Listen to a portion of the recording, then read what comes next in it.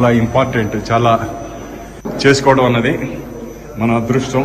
ఎందుకంటే మనకి ఆంధ్ర రాష్ట్రంలో అమరావతిని మించి ముఖ్య పట్టణం కానీ, అమరావతిని మించిన చారిత్రకమైనటువంటి పట్టణం కానీ మనకి లేదు అన్నది. మీరు ఒకసారి ఇది చూస్తే బ్రిటిష్ మ్యూజియంలో ఉంది. అమరావతికి ఒక గ్యాలరీ ఉంది. శాతవాహనుల కాలంలో అమరావతి రాజధానిగా ఆనాడు పరిపాలించిన నగరం అది. ఎగ్జాక్ట్గా ఇన్ని దశాబ్దాల తర్వాత మళ్ళీ అమరావతి పేరు రావడం అది కోయిన్సిడెన్స్ కావచ్చు, కానీ ఓసారి చరిత్ర. దీంట్లో చాలా సెంటిమెంట్ కూడా ఉంది. రాష్ట్రం విభజన జరుగుతుందని ఎవరు ఊహించలేదు. మళ్ళీ ఇక్కడ రాజధాని పెడతామని ఊహించలేదు. మళ్ళీ శాతవాహనుల కాలం నాటి అమరావతి పేరు, నేను మొన్న కూడా చెప్పాను, నేను ఆ రాజధాని పేరు పెట్టాలనుకున్నప్పుడు రామోజీరావు గారు ఒక రీసెర్చ్ చేసి ఆయనకు ఈ రాష్ట్రం మీద ఉండే ప్రేమతో నాకు ఒక నోటు పంపించాడు. మీరు ఏ పేరంటే ఆ పేరు పెడతారేమో, మీరు ఆలోచించండి.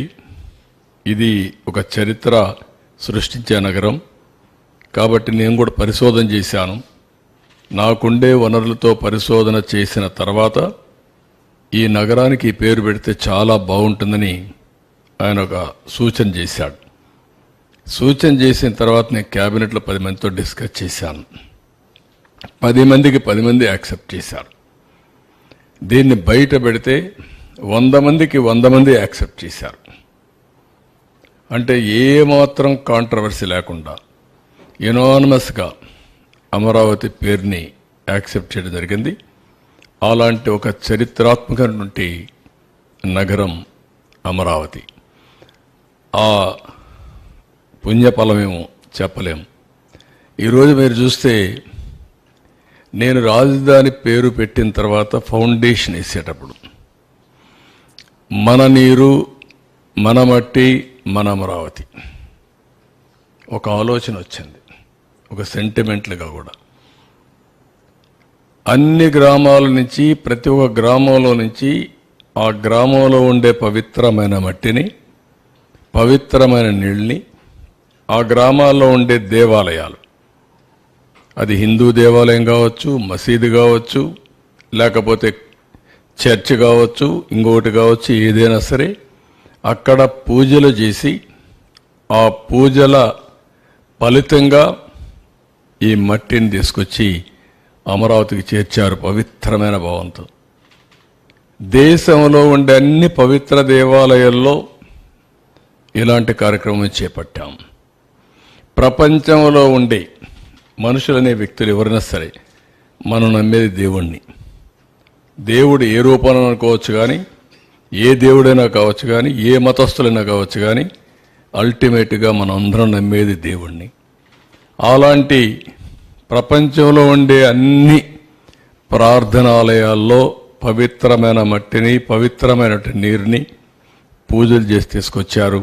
ఆ ఆశీస్సులు ఉన్నాయి. ఆ మహిమే కాపాడిందని నేను అనుకుంటున్నా.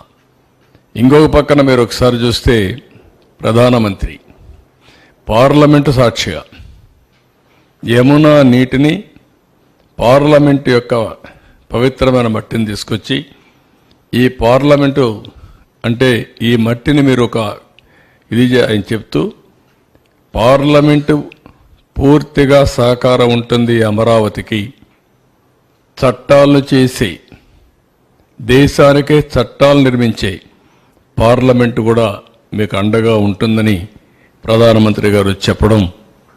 అదే మాదిరిగా ఆ తర్వాత జరిగిన కార్యక్రమాలను మీరు చూస్తే ఆయనే ఫౌండేషన్ వేయడం, ఇది ఒక చరిత్ర. ఇలాంటి ఇప్పుడు కూడా ప్రపంచంలో గల అన్ని పవిత్ర దేవాలయాలు తీసుకొచ్చాం. ఈ మట్టి కూడా ఇప్పటికి కూడా మీరు చూస్తే అదే మాదిరిగా చేశాం. మొన్న కూడా నేను ప్రార్థనలు చేసి వచ్చాను అక్కడనే. ఎవరు కూడా అక్కడవన్నీ రోడ్లో ఉండే మట్టి కూడా దూకొని పోయారు, కానీ ఈ మట్టిని తాకలేకపోయారు. అదొక గొప్ప విశిష్టత. పవిత్రత. నెక్స్ట్, ఈరోజు చాలామంది అడుగుతూ ఉంటారు వై అమరావతి అలోనని. విభజన జరిగింది. విభజన జరిగినాక అప్పట్లో 13 జిల్లాలు. 13 జిల్లాలు మీరు చూస్తే స్ట్రైట్గా ఏ పక్క గిర్ర గీసిన, ఈ పక్క మడకసిర లాస్ట్, ఈ పక్క ఇచ్చాపురం, ఇంకొక స్ట్రైట్గా కొద్దిగా ఇట్లా వస్తే కుప్పం. 550